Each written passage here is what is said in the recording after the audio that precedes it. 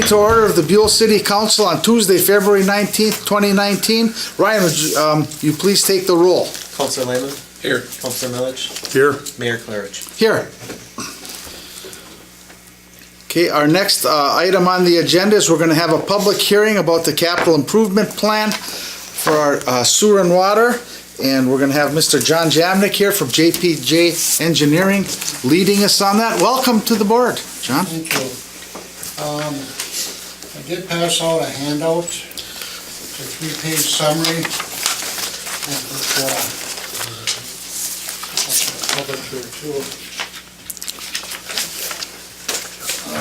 The purpose of this public hearing is, as this project's developed, we started to look for different financing and funding options, and the agencies, as part of their funding application process, require public hearings.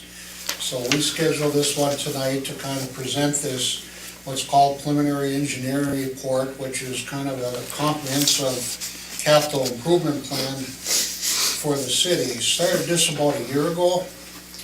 The city historically has always worked off the capital improvement plan, kind of looking out every 5 years at what projects were some of the bad utilities, infrastructure, streets, alleys, those type of things. And we kind of were doing smaller $100,000, $200,000 projects a year, and they kind of looked at, why don't we just look at a big comprehensive project and what it's going to take to address a number of, infrastructure needs, throughout the entire city. The other thing that triggered that too was the Central Iron Sewer District was having some I&I issues, and they were had some issues with their lift station and excess water from old and deteriorated sewer lines was kind of causing some problems with their lift station. So last spring into the summer, the sewer district, working with the city, televised all the sanitary sewers in the city. And so we got a copy of that, the videos and the reports and everything associated. So what we ended up doing was looked at all the sewers, looked at all the maps, created what's called a preliminary engineering report, and this is a document formatted on how one of the federal funding agencies wants the evaluation done. We'll not only look at where all the bad sewer and waters are, they want to look at, possible funding options. They're into how much affordability the city can have, what your current rate structures are, and things like that.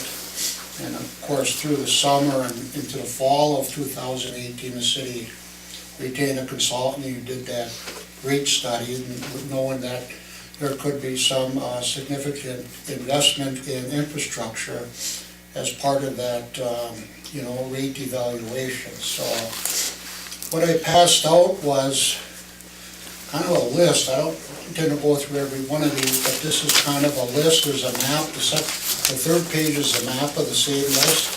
The map shows everything in blue that we would, everything in blue would be water line improvements. Everything in green would be sanitary sewer. The city historically focused on what I call North Buhl, which is the area north of Pennsylvania, done a lot of water and sewer projects in the alleys. And that was, another issue where we do work in alleys, especially with water and sewer. It's tough construction. Usually there's a gas line in there. It's a 16-foot or 20-foot alley. There's not a lot of room for that. But what this map shows is all the old sewer in the city that we would replace, almost 8,500 feet of sewer. So when we looked at everything, when I say old, that's the old clay tile, brick manholes, just all the old sanitary sewers. We identified, looked at them all. They all have issues, so we've included them in the overall plan to be replaced. It's about, like I said, about 8,500 feet of just mainline sewer. Then you're going to have laterals. We replaced the lateral from the mainline sewer up to the property line, place all the manholes. And of course, all the restoration, putting the alleys and streets back to the, you know, whether they're blacktop or gravel, we would restore them to that condition. And the same with the water, basically, we looked at all the old cast iron pipe. City has historically had problems breaking, there's patches, those type of things. And any water line that was undersized, meaning if it was less than 6-inch diameter, that's how we inventory. So all the old cast iron pipe plus anything that was less than 6-inch diameter, you know, we put it in the plan as a recommended improvement. Total estimated project cost about $5.4 million. You can see it's broken, about 3.3 is water lines, about 2.1 million is sanitary sewer. In that second edition, which is the area south of Pennsylvania, all the alleys down there have both water and sewer, those long east-west alleys. You know, there's some real old, that's a real bad area of the city. Water and sanitary on France Street, all the sewer drains to France Street and then it heads north to Pennsylvania. France Street pipe is newer, so it's just all these east-west lines, and second edition would be replaced. The Memorial Edition, we did a project in 2017 to replace part of that alley in Memorial Edition, but Robert Street and that alley between just south of Pennsylvania, and that's some real bad sewer that needs to be replaced. There's a line that we show extending towards Stubler, towards the beach area, down Stubler Location Road, towards that Stubler. There's an old 4-inch line that goes from Main Street, connects to a 6-inch in Stubler, so that line would be replaced, so we would have a 6-inch loop all the way through Stubler Addition and back up through the trailer court. That project we did 2017 increased the pipe size to the trailer court. They were historically having water pressure issues, so that, what we did in 2017, improved that. But continuing, so we had one complete 6-inch loop around that area would is a benefit to the project. The project schedule, we've applied for funding from the IRRB and CDBG. City was notified recently that some funding is available through this cycle. Was it $250 from the IRRB? Correct. And I believe $140. $140 from the CDBG. So in the last couple of months, the city secured, you know, it's a real good start to the project. The big application that we are looking at at the federal level is called USDA Rural Development. They have programs that fund these type of projects. The percentage of grant for whether it's water or sewer, a lot of it depends on what your affordability is. And when we met with representatives from USDA, they kind of gave us a spreadsheet and said, well, you've got to be at this minimum sewer rate, you know, to be eligible for grants and those type of things. So we don't know what the grant loan split is. We met with a gentleman last Wednesday or Thursday, or actually Friday. Friday, yeah. And got most of the application in. We should be finishing that up probably the end of this week, early next week, and we can send that in. And they indicated maybe 60 days. Yeah. We should hear kind of what they would have to offer for a funding package.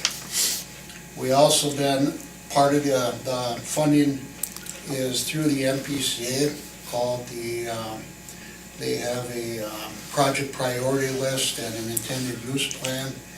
Again, based on affordability, the city might be eligible for grant funds through their program. That information is due by March 1st. We got most of it in, and we have just got to take the public meeting minutes. And I believe on your agenda tonight, there's the resolution too, right? Yep. So we'll send that in, and we should have a complete application into the MPCA. And again, the last one would be to Minnesota Department of Health. Again, ministered through the Public Facilities Authority. They're looking for applications somewhere in May, end of May, early June is when they'll they'll take an application, but, we put in a schedule that, we anticipate knowing where we should be March or April of this year. And if everything looks favorable and, we would start and possibly start construction late this fall. Maybe not till early spring, but, the sooner we could get it out. What's the rough date that the awards would be given? You gave us that rough, is there like the end of March, the end of April?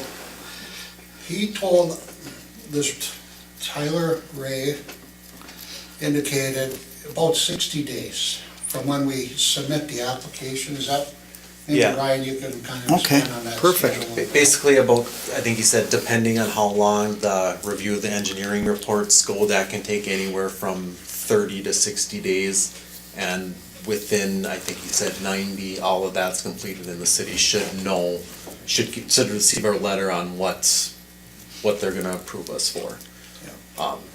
I think from meeting with him, he was very favorable on the opportunities we have, just because the funding is there for the USDA, and the work the city did up to this application really put us in a good position to move forward with the project. Well, that's good management then, so get this in as quickly as we can. Yeah. Okay, just, I had to interrupt. No, I just wanted to kind of go that, if the funding comes through, that was kind of our schedule is, it's probably one good year, for construction. And again, one of the requirements for the restoration is just to, like, we're gonna redo State Street, but, we can only replace where the sewer and water is, like in State Street. That doesn't mean the project includes going out and replacing curb and gutter and all the sidewalk. And that's such a wide street, we might wanna consider, do we make it that wide when we're done, or, some options like that. It's a unique street over there, just because it's so wide, but just wanna know all the project cost that we identified includes not only construction, it includes engineering, includes contingency, includes financing costs, legal fees, bond counsel, so the number, it's a total project cost. It's a complete package. So it's everything we anticipated or estimated was complete to complete the project. John, one question only. You said there was 8,500 feet of water? 8,500 feet of sewer, 13,500 feet of water. And that's just the main line. And just to note too, from like our discussions with Minnesota Energy, it sounds like when we move forward with this project, they're going to come into the alleys and move their gas lines as well.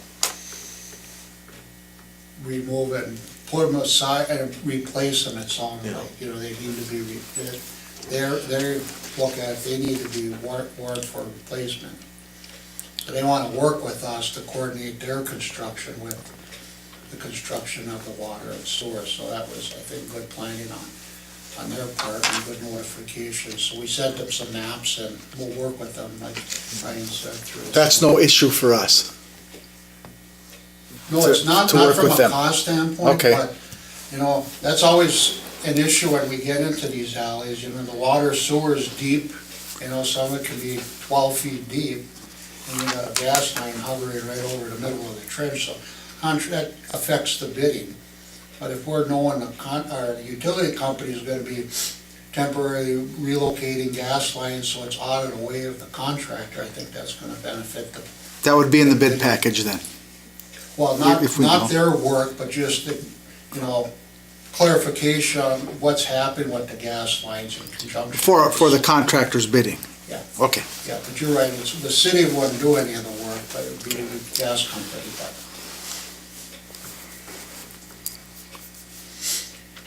So, yeah, that's kind of my presentation. If there's any other questions or comments from the council or the public, we can. I kind of went through this, your engineering report here, and I came up with 27 lines here, and I see what you have here.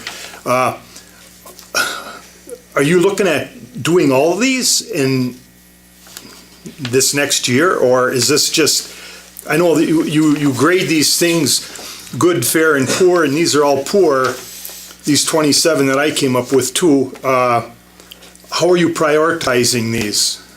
Well, they're all on the list right now. And that's like a 0 to 5 year, Yep. Yep.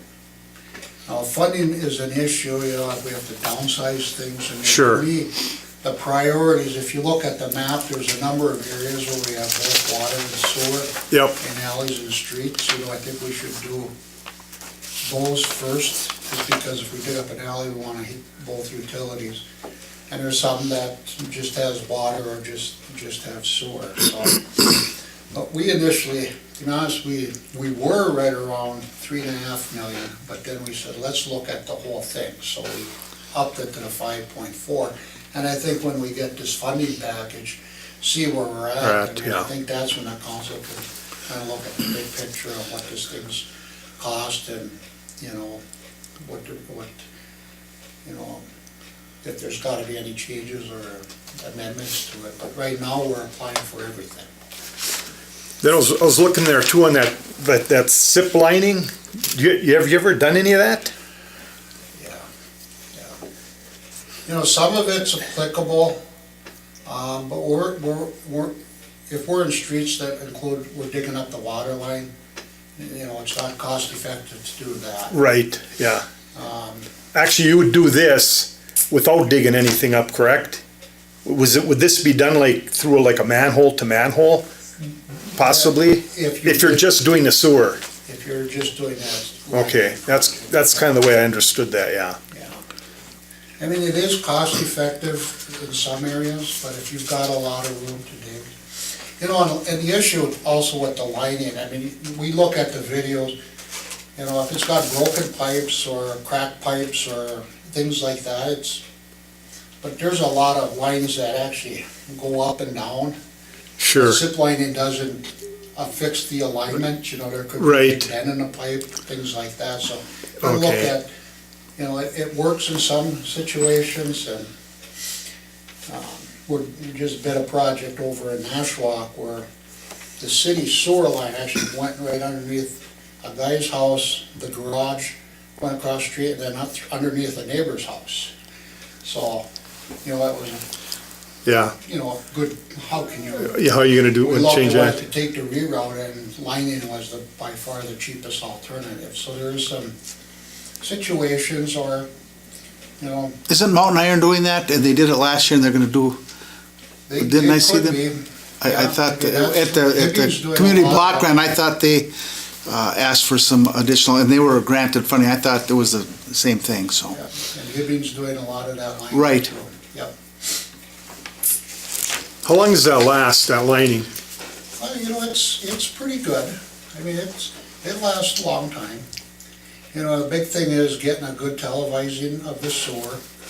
You know, like I said, it doesn't fix horizontal or vertical Yep. bends and things like Sure. that. But, you know, Duluth does a lot of it too, you know, it's just very expensive to dig in Duluth too, so it's an economic thing.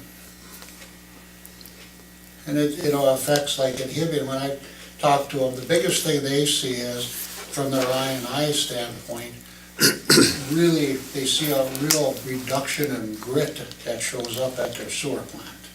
Because, you know, that fine water that seeps in our pipe, it's got sand and gritty material. Sure. So that's a big benefit to the city.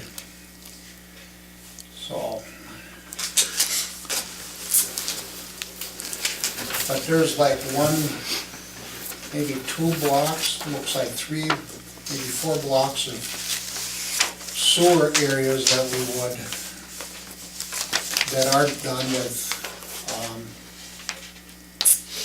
you know, they're not in the same area as water lines being replaced. That line out to Hannah location is, you know, we're not exactly sure where it's at, and talked to Trenton, now we need to look at that a little bit more in the spring.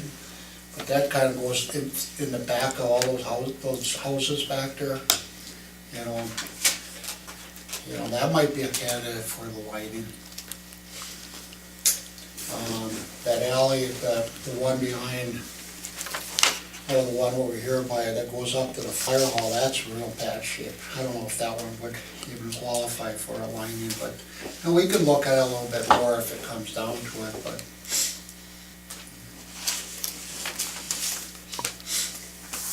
Well, it's a great map. I mean, it's a color code. There are some dual projects there, so, and those we're gonna prioritize, you thought? Based on the money, of course. Yep. Okay.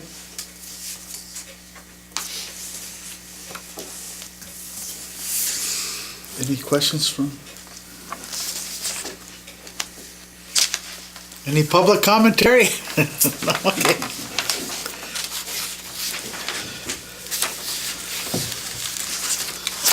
Well, are we ready to close the public hearing? I guess that would be my next question. Thanks. If so, we'll close the public hearing. Thank you, John. Thank you. Thank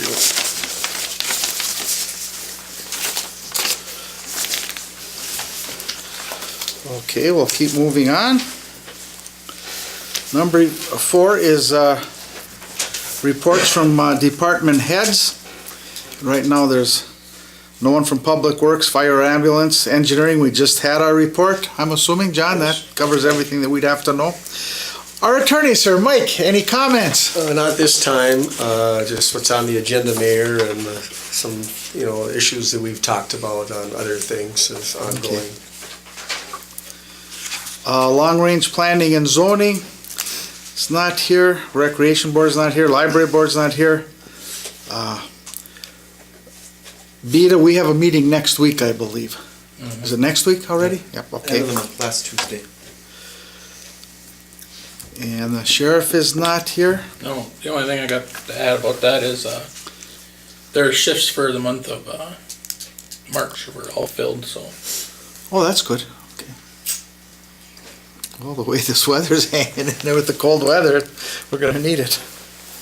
Okay, nothing with sheriff. Clerk, Ryan, anything? Just an update from last meeting. I know Gary brought up about the alleys and the windrows. I did talk to both Dan and Owen, and what they've been trying to do is kind of widen out the areas at the end of the alleys, so they don't have to go take a scoop out to bring it 2 blocks away to dump it.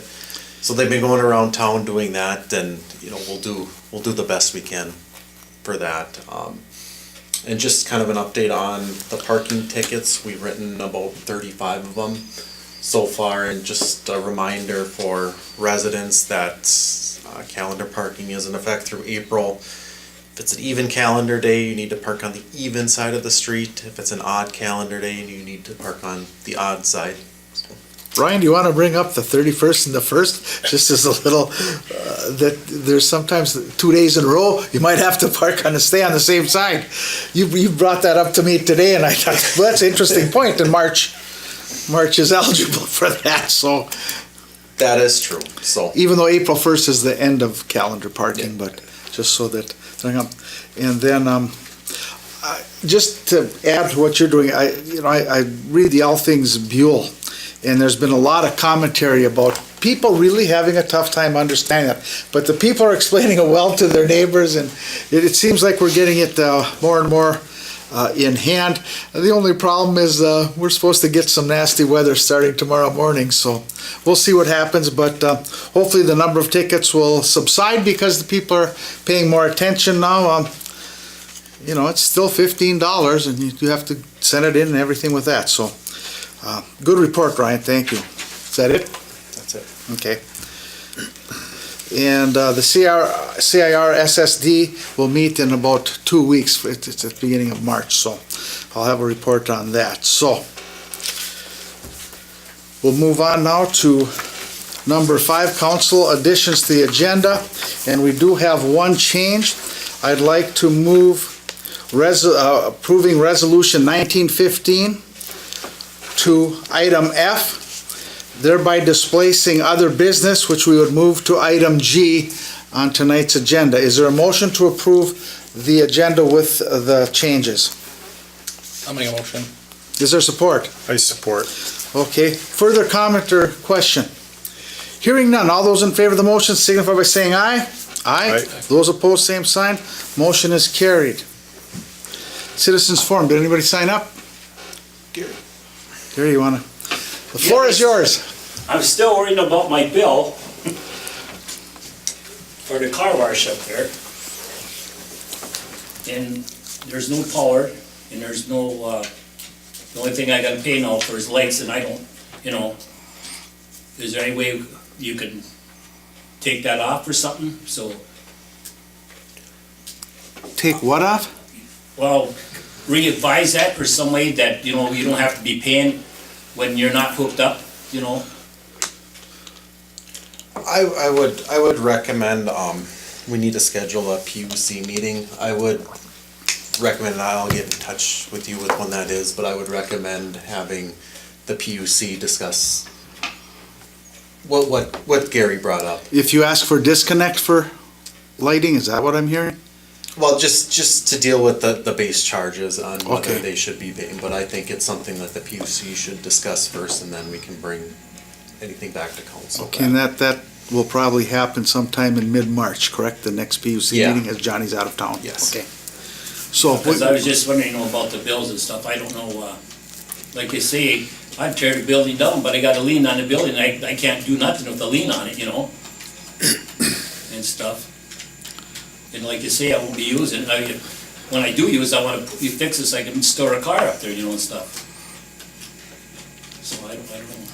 well, I think, and then we'll let you know when that meeting is, that PUC meeting, and then we'll, Well, what about our bills? Are you keep sending bills in, or how is that oh, going? yes, until For there's the- formal action. Yeah, for the time being, and if it comes to the point where the PUC and/or council decides to eliminate a charge or whatever, then a refund may be issued. No, what, I'd like to know, what does this consist of? What are you charging for now? Are you charging from the line that comes from your line there to my building, or what? How are you charging for that now? We're charging per connection. I mean, we're not charging for it's, So Gary, you're not using any I'm power? not using no power, I'm not using no lights or water or nothing, sewer or nothing. So basically what you're doing is you're getting the minimum charges. Yeah, right. Well, yeah, it's, I mean, there's a basic, the minimum, whether you use it or not, that's what the minimum charges per month. Because I know when I rehabbed houses in town here, that's what I was getting. I mean, I wasn't living in them, and I was replumbing them. I didn't have any water, but I was still getting the minimum charges also. I did this in Chisholm too. Same thing in is Chisholm. every city doing this now? Is Chisholm doing the same thing in Hibbing? Are they charging people, like say a building closes down, are they still charging the owner that? Even if it's not? As long as, I mean, I had the same thing in Chisholm. When I had two houses over there, and I'm redoing all the plumbing, electrical in there, and you're getting charged the basic, the minimums. Okay, say I bought a lot behind the car wash, 5 years or 10 years ago, and I was gonna put a house there. I had to pay so much a foot to go to your line. So really, I paid for that line. And why should I be charged for that line that I'm not using at all? I think that's gonna go before the PUC board.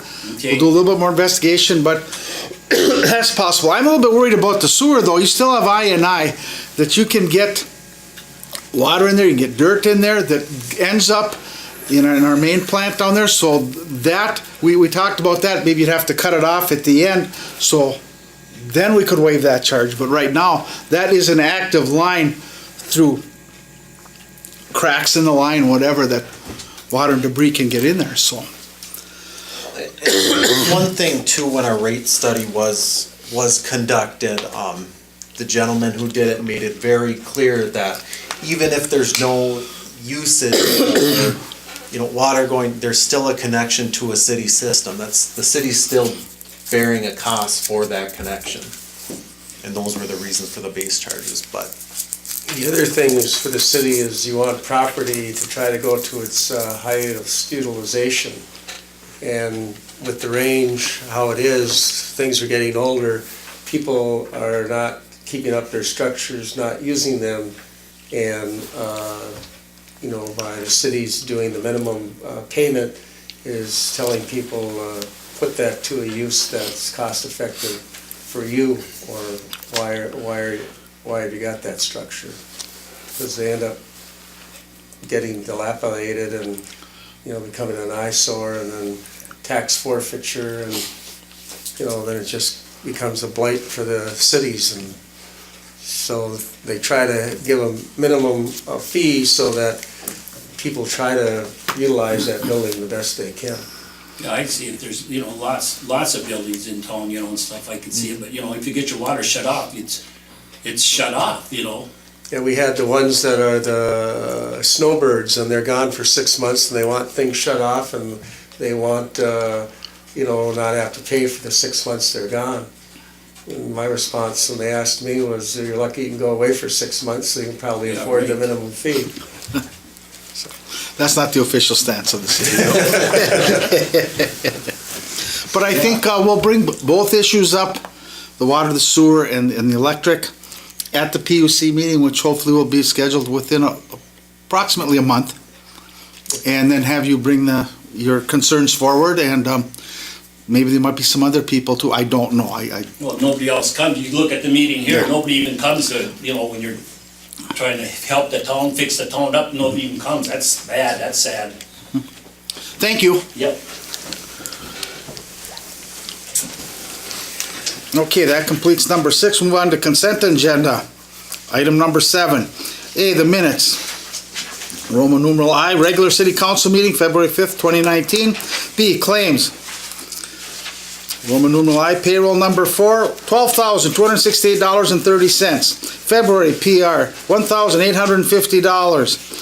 AP, Roman numeral 3, $150,662.38 for a total of $164,780.68. I will move approval on this. Is there support? I'll support it. Okay, comments, questions from the council? Ryan, anything that we should know about that?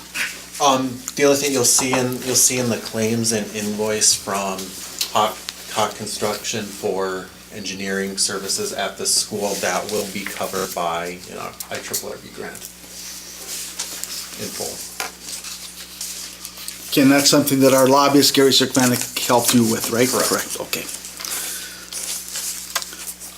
Any further comments or questions?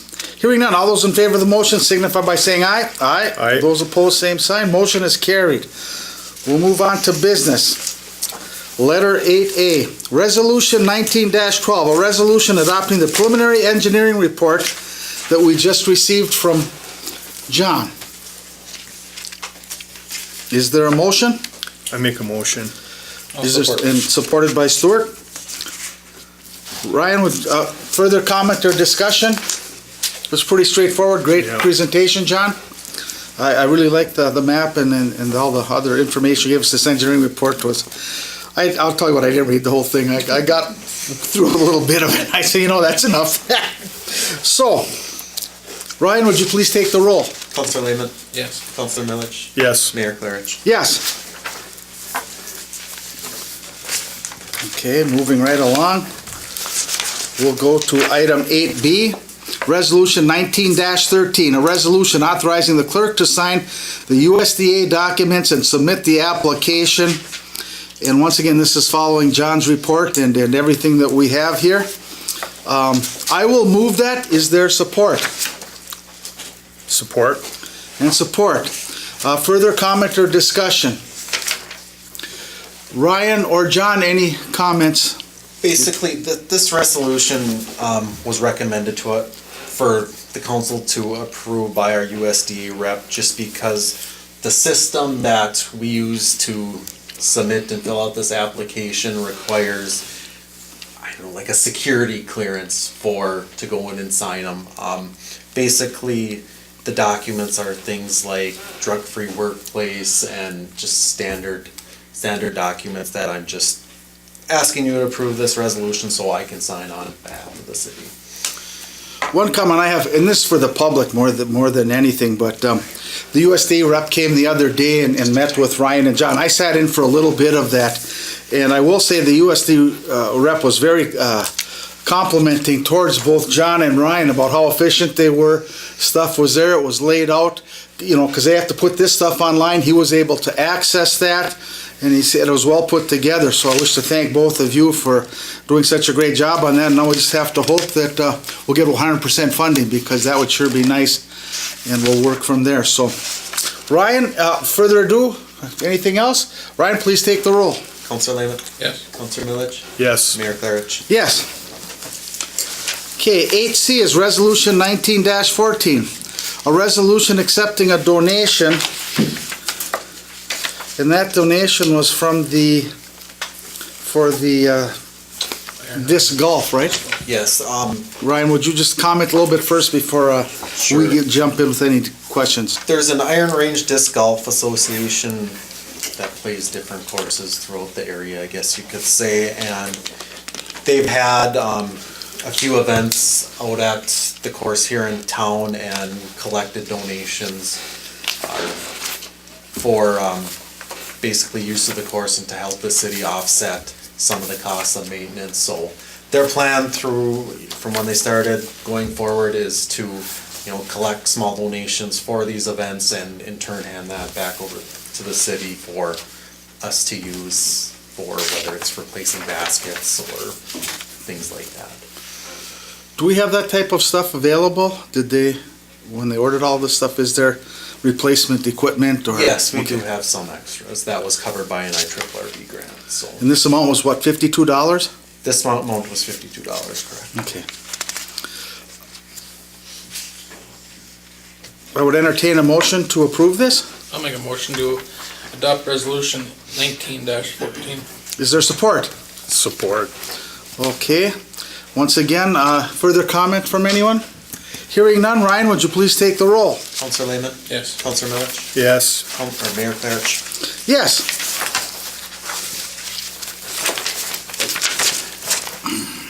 Keep on moving right along. Local Board of Appeals and Equalization meeting. The St. Louis County Assessor's Office released a tentative schedule for the LBAE meetings. The meeting for Buhl is scheduled for Tuesday, April 23rd, 2019, and the motion is going to be to host this meeting from 10 to 11 o'clock at City Hall in the council chambers, correct? Correct. Okay, is there a motion to approve this? Also move. Is there support? Support. Okay, questions or comments? Ryan, any further information? This is just an opportunity, this is a yearly meeting, where the council and the assessor's office get together. If residents have questions on their property tax statements, they can come. Mr. Mayor, one question Yes. for Ryan. Do we have a list of the people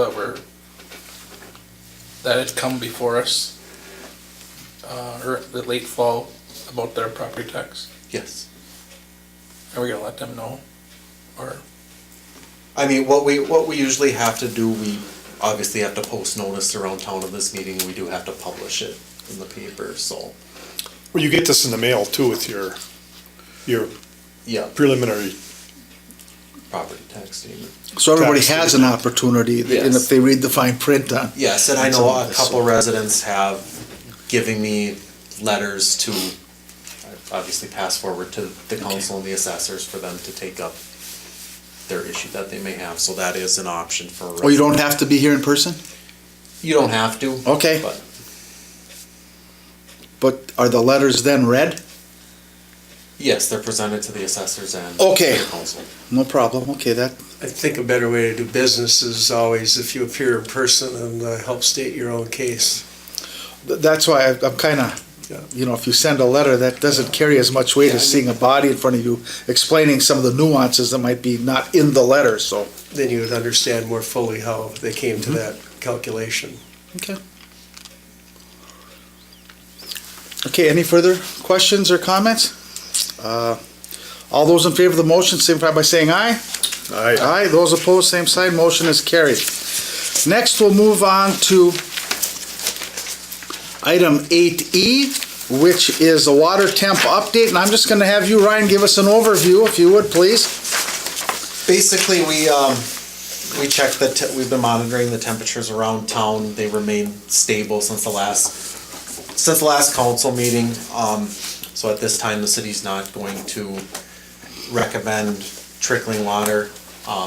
We'll continue to monitor the temps, but with the recent snowfall, hopefully that kind of keeps things pretty stable. But again, residents who maybe have their water lines coming in into a cold basement, just keep aware, be in mind that those may be more prone to freezing, so residents should be aware of their own property house. Jim and I were talking prior to the meeting, and we saw the library at 33. Is that concern for us? That's something we're gonna keep monitoring, Okay. and what we'll probably do is just for those selection of houses on that block, we'll put flyers on their doors to Okay. let them know that they should probably So we'll stay on consider top of it. So, trickling. okay. But at this time, the rest of the town is still upper 30s to lower 40s. Okay, and that was information only. We don't have to. Nope. Or do you want us to approve this? See, you have approve or reject, but No, we don't. Okay. That's just. we'll move on next to 8F, which is a move to approve resolution 19-15. And for the public, this is a resolution that supports the City of Virginia seeking public funds for the new public safety building. Now, I'd like to comment on this a little bit prior to asking for a motion and support, is I was at the Range Mayor's meeting last week that Steve Georgie from Rams was hosting, and Mayor Larry Cuff just talked about that they are seeking monies from the legislature to move forward with that, first with planning, then expanding into a new building. They are bringing it forth down to the legislature. This in no way, shape, or form impacts us. I did have Ryan check with our fire department and our ambulance service Meds 1. If they had any concerns, I would not have brought this forward, but they had no problems with that. Mayor Cuffey did tell me that one of the things they were doing, that they're going to have a nice training station in there, and that our people would always be welcome there. And I'm going to hold them to, I thought I heard the term free of charge, no charge, so we would like to do that, but it would be a great addition to Virginia. They're cramped for space, there's no doubt about it. And at that meeting also, I did hear that I think Fayal and Gilbert and Evelyn are looking at a common facility too, so things like that are happening. We're fortunate to have the buildings that we have here right now and great service, so it won't impact us that I can see. So that's just a little report on that, and that's for the public so they understand why are we getting involved with the resolution for Virginia. It's just a letter of support to help them down at the legislature, that they see that there's no opposition from surrounding cities, towns, townships, whatever. So is there a motion to approve this resolution? I'll make a motion. Okay, is there support? Support. Okay, any further discussion, comments, questions? Hearing none, Ryan, would you take the roll? Counselor Lehman? Yes. Counselor Milich? Yes. Mayor Clarich? Yes. And then Ryan, I'll have you just send the signed thing to the City of Virginia tomorrow, so we'll be good with that. Okay, we're now getting towards the end. 8G, it's just other business, council comments. Open for council comments. Mr. Milich, do you have anything? No, I don't. Mr. Lehman? Not that I can think of. I have just a couple of brief reports, just a reminder about calendar parking, as we may have a snow event later this evening or early tomorrow morning. I went at this Range Mayor's meeting that I was talking about that I went to. It was very interesting. We're talking about iron ore reserves for all of the local mines and what they're down to and how many more years they have, 50 years, 30 years, 15 or 20 years. And then one of the things I found out there, Pete Clevenstein from the DNR was there, and he told me that the Buhl City area has much leased land. I think it's the Ontario company, Ontario Mining Company, I'm not sure what it was. And they're holding leases that keep coming due as time goes on. U.S. Steel, Mintech, has purchased some of those that are off to this area but that they go all around here, and that Mintac probably will be looking, or US Steel will be looking to buy some of those as they come due. But also the thing that he brought up is that Hibbing Taconite's kind of being boxed in, and you have this mess over at Esser, and you have all sorts of things like that. And he said that you may see land swaps because US Steel also has some land over with Keewatin Taconite, some mining lands there. So they may do some land swaps, working some things with Hibbing Taconite, with US Steel, and this council can have, you know, the other mines too. They talked about how up in Aurora and Hoyt Lakes that there's a lot of ore still there. Even though LTV closed, there's still a lot of ore that's there. And it might not interfere with the potential copper mining. So, I mean, it was really interesting, but it's nice to know that we are sitting on some very valuable land. I mean, we're not sitting on it, but we could get royalties in the future. Now, this isn't going to happen the next couple of years. You're looking 10, 20, 30 years, but that bodes well for the cities of Buhl and Kinney and whatnot, and I'm sure Mountain Iron, you know, I don't know what this Ontario company has, but this just information for the public, in case you see some articles on that. I will give credit to Steve Georgie and Rams for hosting that and bringing Pete in, and he's very, very informative. I know when the Mountain Iron Buhl School District was trying to build the new school, I had to went to visit with him because I was hoping that we could we have some royalties coming to the Mountain Iron Buhl School District over in the old Parkville area. And I was trying to leverage that to get money for that, but we went a different route with the legislature and received funding that way. So, and then last but not least, I was in St. Paul yesterday at the Capitol with Senator Tomassoni and Jim Christmas, the Executive Director of North Homes, and we testified before the Health and Human Services Commission. That's where we put our bill in for $5.5 million for the renovation of the middle floor of the Buhl School to do the 13 beds on one side, 13 on the other, classrooms, therapeutic areas, things of that, to soften it up, to remodel it up to code. And one thing I will let everybody know, it went well, but there are many, many obstacles we have to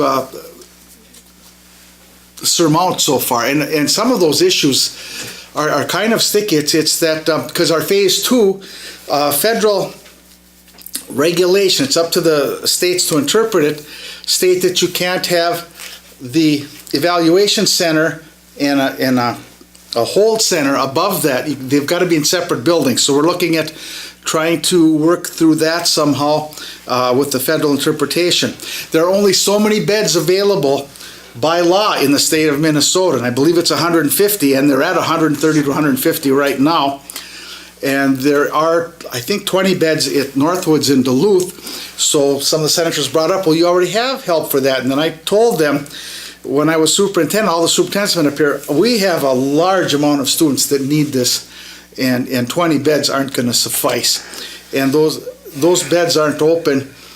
When we have students in crisis, we have to ship them either to Fargo, to the cities, or into Wisconsin. So that hit home with the legislators. They also know there's a mental health crisis with our youth, our school-age students, and actually people under 21. So it went well. They also said, well, you're asking for $5.5 million. They just last year had a $29.5 million bonding, and they said, why didn't you apply for that? Well, we hadn't started our project yet. Even though we did put in $50,000, Ryan, with the help of Jim Christmas and North Homes, did write for $50,000 for planning.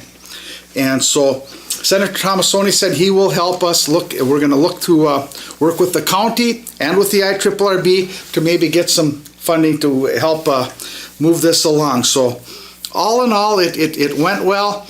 This was in the Senate. And once again, Senator Tomassoni did yeoman's work on this.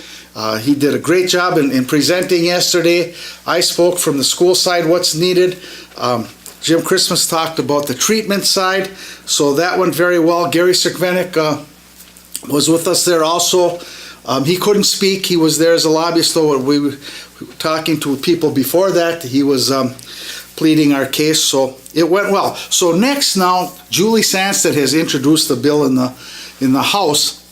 And we'll probably be going down, probably Ryan and I will be going down for that sometime in the near future. I don't have a date on that, but, so we'll see what happens there. And then it's just, it's up to both the Senate and the House to wrangle with this stuff. Hopefully it can stay in there, and then this bill will stay on both sides of the House, and we get to conference committee where we'll get something out of that, and then we'll find out what else we have to do. The Senate did ask us to get some more information back to them. They were that interested, so that was good that they requested further information from Senator Tomasoni through Jim Christmas, myself, and Gary Sikvenik. So it ended well, so we'll keep you posted on that as much as we can. With that, I have nothing else. I would entertain a motion to adjourn. I make a motion to adjourn. I'll support. Moved and supported. All those in favor signify by saying aye. Aye. Motion carried. Meeting adjourned.